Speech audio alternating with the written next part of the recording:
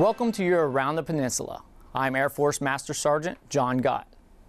The unexpected happens all the time and can catch anyone by surprise. Army Sergeant Matt Krohmer takes a hike with a couple of lucky guys who put in a lot of work to be the first on this incredible journey. The Bataan Death March took place during World War II, where both Filipino and American POWs were forced to walk, many to their deaths by the Imperial Japanese Army. People from all over come to New Mexico to reenact this march in remembrance of those who went through this terrible ordeal. Jang, YoonChan and Jisub are two Katusas who were handpicked to fly to the States and join a 5-person team that would take on the Bataan Death March. These two Katusas are the first active-duty ROK soldiers to ever compete in this event. I feel excited because it's my first time to come to States, and I've never thought about coming here to States while I'm in the military. Yeah, we just arrived from Korea. We traveled over 20 hours. The guys only had a couple of days to get over their jet lag and prepare for the intense 26.2 miles through the desert. The guys come ready Sunday morning, not knowing all that awaits them out there in the mountains. The only thing they know for sure is that they are there representing all of their Katusas back home. You know, being a Katusa and participating in this event, it's very surreal. I mean, it feels like I'm dreaming right now. Their muscles are in agony, the blisters on their feet are making it almost impossible to walk, and the desert sun has been playing tricks with their minds. But they cross the finish line with a smile and the fact that they accomplished something that no Katusa has ever done before. Army Sergeant Matt Krohmer, White Sands Missile Range, New Mexico. Come on, man, how you feeling?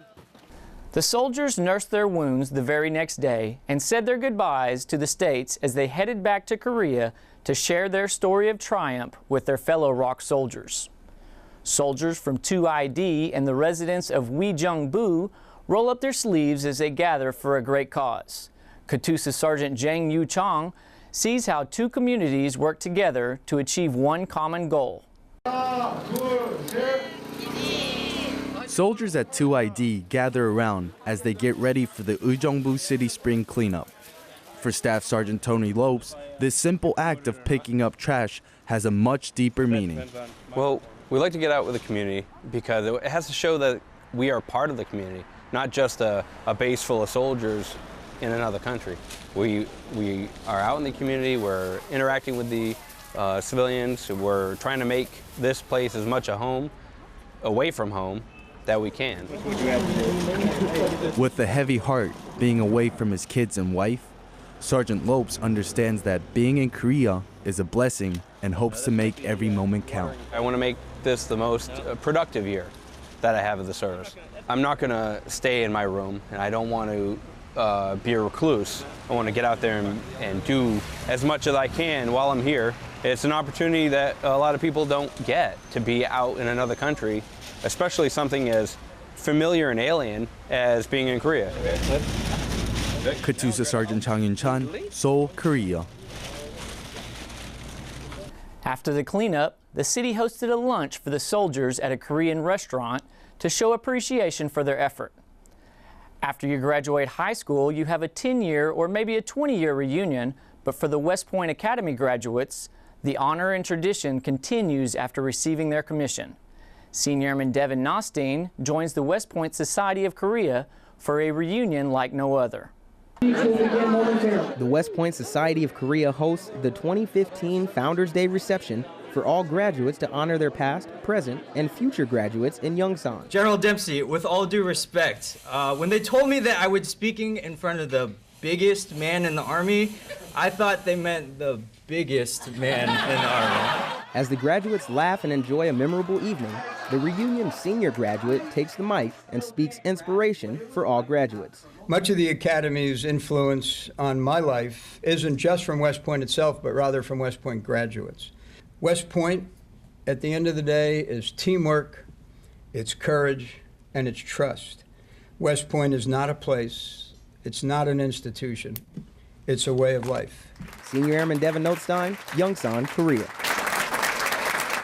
General Dempsey said this is his last Founders Day reception in uniform as an active duty military member after over 40 years of military service. As members of the military, there is an unspoken understanding that our safety is not guaranteed and sometimes gets blindsided by the reality of life outside of wearing the uniform. Sergeant First Class James Tapin introduces us to one airman who is a survivor. And he sat down and he got very serious and he said, "I'm sorry to tell you this, but it's cancer." Tech Sergeant Callen had been diagnosed as a stage 3 cancer patient with 2 types of cancer. Her military goals had to take a back seat as she fought for her life.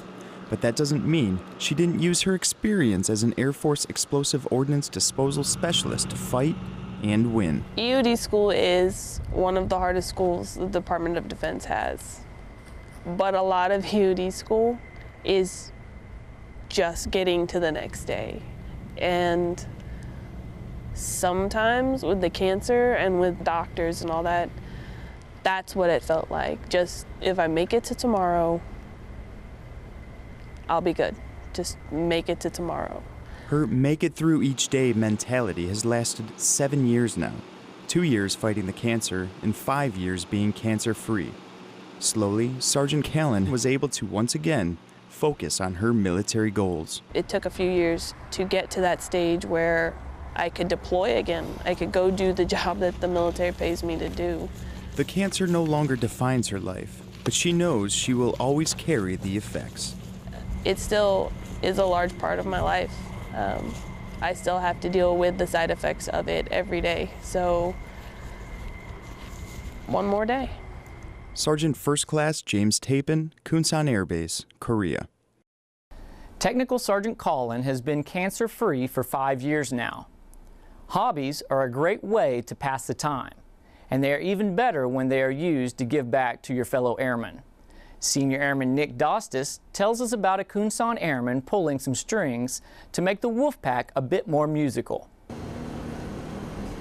It's funny what life can just drop in your lap. I was sitting in the sunlight and I was playing guitars with one of my buddies, and one of the innkeepers came in and saw me playing guitar and was like, "Hey, would you like to teach lessons? Because our instructor's leaving right now." So I was all for it. Next thing you know, I'm teaching guitar lessons. So the role of teacher may be new, but music is part of what makes up Airman Samuel Wiggins. I started playing guitar just because my whole life I love music, and I like to express music through playing it. I was in high school band and all that stuff, so that was just the next step to becoming a musician. For him, being a musician means sharing your passion with others. You can sing the song in your head and know, like, oh, that's how I'm feeling, and now I've expressed it through a song, and other people can, if they're feeling the same way, they can listen to that song and be like, oh, well, that person's going through the same thing I am. And then you get with this other person, and all of a sudden you're playing your favorite song, and you just get that good feeling about yourself, like, oh, you get in the mood and you start dancing a little bit, you sing the song and you're playing, you're both just like loving it, and then you write a little guitar riff or a bass riff, and then the other person joins in, and then you're creating something, you're starting something from nothing, and it just feels amazing. As an instructor, his mission is to help fellow airmen get to the level he had to find on his own. When I started playing guitar, I was self-taught. I never had anyone there teaching me how to play guitar. So I think if I would have had someone there teaching me how to play guitar, then I think I'd be better off now. I love inspiring other people. I love showing people, hey, you can do this, or hey, this is how you do this, and then they learn. I like that learning curve that they have. Senior Airman Nick Dastas, Kunsan Air Base, Korea. Airman Wiggins feels the lessons are also improving his teaching skills. That was your Around the Peninsula for Thursday, April 9th. From all of us at AFN, enjoy your evening.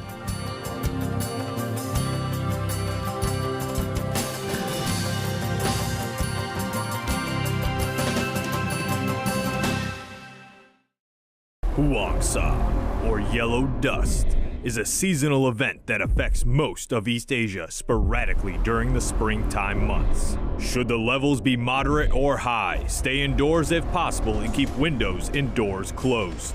The dust and pollutants in the air can cause various conditions and can worsen pre-existing ones. For today's air quality update, visit www.usfk.mil and select your location.